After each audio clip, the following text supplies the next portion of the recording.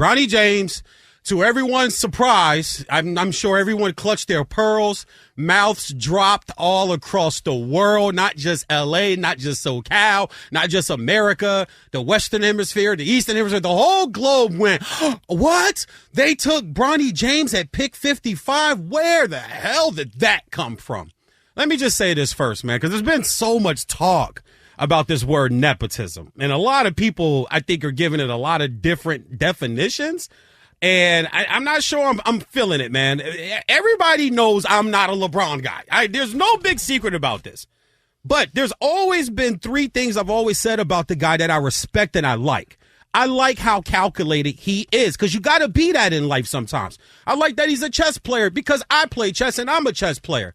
And I like the fact that I always said he took his 4 friends from Akron, took them to Cleveland, then took them down to Miami, then took them back to Cleveland, and then brought them out here to L.A. They're all doing well. They all got big cribs. They all got bank accounts full. They all got refrigerators full of grub. They all living life. You don't hear nothing negative about them. They doing their thing. That's what I believe you're supposed to do. If you're part of a family or you're part of a crew, then if you tell me I'm your bro, then when you get on, then I should be eating too. Don't invite me to your private jet. Tell me how I can get a private jet. Don't invite me in your yacht to show off, and I got to bring my girl to your yacht, and we going back to my 2-bedroom apartment when we leave this yacht. Tell me how to get a yacht. So I did not mind one iota of a bit. I wanted them to take him at 17 because I just thought it had been a better, bigger story for our business, because we saw 55 sitting there, Martin. I have no problem with what LeBron did. When you become a dad of a son, you want your son to kind of follow you, man. Even though you say, no, my son can be what he wants to be, and I want him to do his own thing. And I tell people all the time, people, hey, VJ, is Cameron going to play football? I don't know if Cameron's going to play football. I play football, baseball, basketball. If he wants to, he can. If he asks me, he can. He's got to come to me, though. I'm not going to try to push it on him. If he wants to get in the radio, if I build something and I can bring my son in, why would I not do that? This whole idea that this was a bad thing as far as nepotism goes, I didn't rock with at all, because I don't think that the black community does this enough. We've heard Shaq say himself, y'all not rich, we not rich, I'm rich. We've heard Steve Harvey openly admit, I told my kids I'm spending 90% of this and I'm leaving y'all these little bits. And I never got that ideology, because that's not how you build wealth. That's not how you build longevity wealth. When you hustling for your first name, Dame Dash said it best on the Breakfast Club. If you're not hustling for your last name, you selfish. If you're doing it for yourself and you're not leaving anybody anything and you're not setting the next generation up, all you're doing is pushing your bloodline further and further back. That's just point blank period how I feel about that. Now, as far as the move goes for the Lakers, I think we can all admit that the word winning, and there's stories about other players and stuff like that we'll get into later in the show. I think the word winning kind of is out the door now, because I don't think you give away roster spots when you're trying to win. I think Giannis's brother being in Milwaukee is a bad look. I do. The guy is not good. He's not good. There's more highlights of bumble plays of him than plays of him doing well. That roster spot could go to somebody. That time on the court could go. That bump he getting, that could go to somebody that could make a difference in them getting back to the mountaintop. It's going on 4 years now since they won that championship. So that part of it, I think we can all admit, okay, this is about LeBron opting out, and he's going to probably get a new deal. He wants to play with his son. He's been saying it for the last decade. And here we are. But the last part I'll say, Martin, that just kind of rubbed me a little weird was the shock and awe of the sports world and the media and people of whether the story's real or not. Or Rich Paul calling people saying if you draft him, we're going to send him to Australia. No, you're not. No, you're not. LeBron is not letting Bronny go to Australia. He ain't LeVar Ball. He's not going to let that happen. So, and once again, whether that story is true, because I'm hearing conflicting, you might have a better insight being a pure journalist about it, a better insight on whether that story is true or not. But the fact that they're trying to sell this as it was a Pelinka, he's a hard worker, good character. There's a lot of hard working, good character guys that you probably could have brought in and that might be able to really help your team. But now this sets up, Martin, that this is going to be the storyline all summer. The first Summer League game, the schedule's already out. Lakers against the Rockets. When the season starts and training camp starts, it's going to just be LeBron, Bronny, LeBron, Bronny, LeBron, Bronny, LeBron, Bronny, and it's going to be forced down our throats. I had no problem with LeBron using his power and realizing the dream of a black father having his son come play with him and make history. I have no problem with that as far as the human element. But the sports element is like, okay, you guys must not be done with winning. And now, I dare I say, Martin, I got to go ahead. The Lakers, they look like this. They almost look like the sideshow in sports. And they always had storylines. They always had beef and stuff with Kobe and Shaq and Showtime. They always had storylines, but they were still, you knew they were about winning first. And this doesn't feel like a move that means winning first. Yeah, I mean, you're not going to pick a player at 55 who's going to impact your season or at all. So it doesn't matter. Like, the best 55th pick ever was Patty Mills. Good one. Canadian. But that's the list. That's it. That's the list. That's the entire list. Like, there was no pick at 55 that was going to come in and change the Lakers' fortune. So, but I push back a little on that, bro. Well, tell me who it is then. No. It quite honestly does not exist. So there has not been somebody drafted 50 or lower that impacted winning, save Isaiah Thomas and Patty Mills. Patty Mills was 55 exactly. Isaiah Thomas was a 60. Okay, so let me ask you this. Do you think that he is an NBA player right now, Bronny James? Do you think he can go to a team and help a team win and be productive as an NBA player right now? No, but neither will picks 40 on down. We don't know that though. No, I will sit here and tell you the best picks, right, in the second round, obviously Nikola Jokic, that's a standout. Montrezl Harrell out of the league, going from 2014 to now. Montrezl Harrell out of the league. Where's Draymond taken?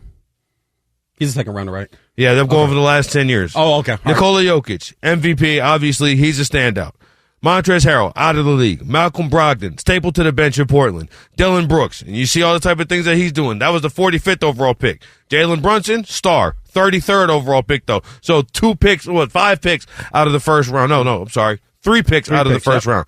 Daniel Gafford, bench player, right? Guy who comes in, is rotational big, okay? Xavier Tillman, another bench player, rotational big. Herb Jones, pretty good player, right? But has improved immensely since he got here. Gafford starts too, though, so let's make sure we tell that part. He's a rotational guy, but he starts for them. He won't be next year. Oh, okay. He won't be next year. Go look and look at the numbers of the postseason. Okay. You tell me who was playing more. No, because if you look at Gafford may have been in the starting lineup, but when you're getting subbed out 6 minutes into the first quarter, and you're not closing games, needs a breather. You're not closing games. I'm sorry. All right, I got you. G.G. Jackson last year, the 45th overall pick, played for the Memphis Grizzlies, who tanked the entire season. You weren't getting a difference maker in the 55th overall pick at all. Now, do I think that if you sit there, like you look at his combine numbers, right? Like if you look at his freshman year at USC, obviously no, but kid did have a freaking heart attack, okay? Not like sprained ankle, not a broken arm, a literal cardiac arrest. Cardiac arrest. All right? That probably set him back a little while. I've never had a heart attack, but you know what I wouldn't probably be able to do after? Play college basketball at a high level immediately following. He goes to the combine, finishes 4th in vert, finishes like 3rd in three-point shooting, and he's got a 6'7" wingspan for a kid who's 6'1". All right? Those are things that get you drafted, especially in that second round, because the second round is all about flyers. It's all about taking a shot on somebody. So the idea, what this is, how you feel about this is really predetermined about how you feel about his dad. Of course. Let's just be honest. Of course. Because you don't know who was the 54th pick in the NBA draft. You don't know who the 56th pick was in the NBA draft. But you know who 55 was, and that's because he's LeBron James Jr. Yeah. That's pretty much all it boils down to. If you're super riled up and angry about this, it's because you don't like his dad. If you love it, it's because you love his dad. If you're like me, who just thinks his dad is a player in the league, you don't give a damn.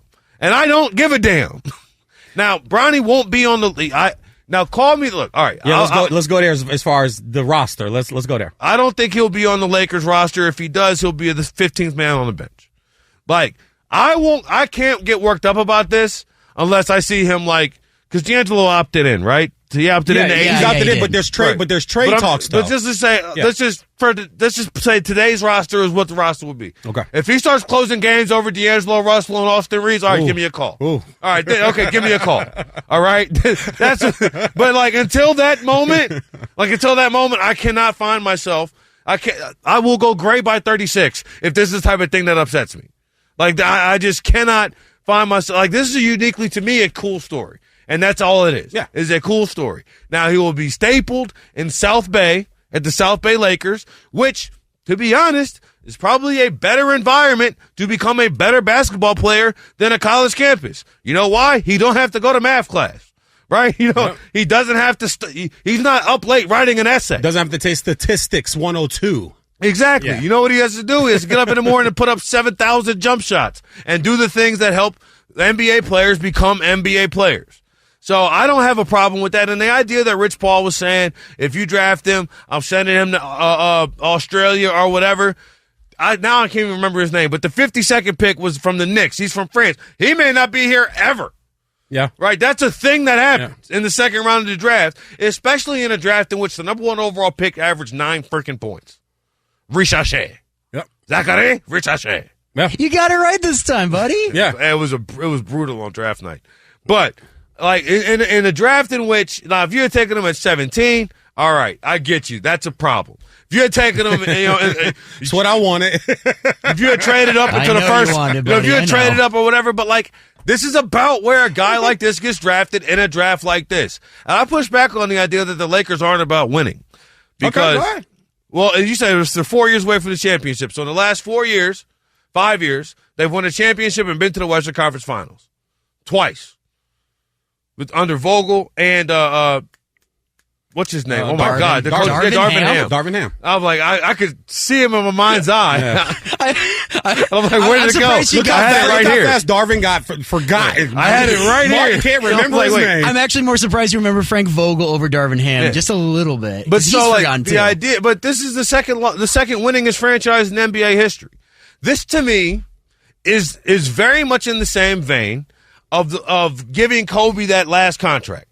This is a franchise that has shown we will prioritize our stars. And like, what that Kobe last contract for? It wasn't because they were about to win a championship. No. But you know what it did do? It showed, if you come here as a superstar, we will take care of you. If you come here as a superstar, we will take care of you. And I don't think that Bronny James is some charity case. I don't think that I think he probably has a better shot to last in the NBA than a Thanasis Antetokounmpo, because let's be honest, as soon as Giannis, hypothetically speaking, was traded or whatever, Thanasis is waived, right? He's not there anymore. Yeah. But like in a league in which Thanasis exists, Udonis Haslem can sit on the end of the Miami Heat bench for a decade. Like, I can't get worked up about the 15th man on the roster. I just simply can't. And sure, he's taking the spot of somebody else, but he's not a charity case. He tested well at the Combine, and we'll see how he plays in the G League going forward. And that, to me, is the take. I fight back against the testing well at the Combine stuff, because it's actually fact. No. I didn't say it wasn't fact. That's not what I'm not saying it's not fact. But to use that as part of the argument that, a bunch of guys test well. Put the tape on when he's on the court. Well, he tested, talk to the guys he had that the fourth highest him, max and the coaches that coached against. Like, that's who I'm gonna put the tape on. He finished second in 3-point shooting, has a 6'7" wingspan, and finished fourth in the vert. Okay. Out of all the people who participated in the Combine. And so that is it right there. And again, you want to talk about his regular season, in which he had a heart attack at the beginning of it. That's another thing about the heart attack, really quick, if I can. If his name's not Bronny James, is he drafted? Normally, if you had a heart attack a year ago, the teams are running from that is what we call in this business the medicals. Teams are running from that. You're not getting drafted coming off a cardiac arrest a year ago. You might get picked up as a free agent signing after the draft, but they're not wasting a draft pick on a kid. The 55th overall draft pick. I don't buy that. The 40th pick got sold for $2.3 million this year. What does that have to do with a heart attack, though? What it has to do is if you draft somebody with the third to last pick in the freaking draft, or you sign them as an undrafted free agent, it's really apples. It's really six in one hand, half dozen in the other. If they didn't take him at 55, was he getting drafted? They were report. Why was Rich Paul on the phone with the Toronto Raptors and the Minnesota Timberwolves saying, if you draft him, I will send him to Australia? Clearly, there was interest. I don't believe that. I don't believe there was interest from other teams. I don't believe there was Well, interest then from why other teams. why in the world would Rich Paul put that out there? Because we just talked about this last week. That's what LeBron camp has. That's what they do. So Bob Myers is in LeBron's camp? No, he's just reporting. Okay, because Bob Myers was on ESPN saying Rich Paul's put it out there saying that Bronny James comes and is drafted by any other team who will send him to Australia. He's just reporting what he heard. So there we go. There was clearly interest. No. There are people that know that there was very little to no interest in drafting Bronny. If somebody was going to take him, it was going to be as a free agent. If he didn't go at 55. I guess Rich Paul was just sitting there. You know what I'm going to do? I'm just going to call free agents. I'm going to call front offices and tell them, hey, if you draft Bronny James or Martin Weiss for that matter, I'm sending them to Australia. Yeah. Because there was no interest in me.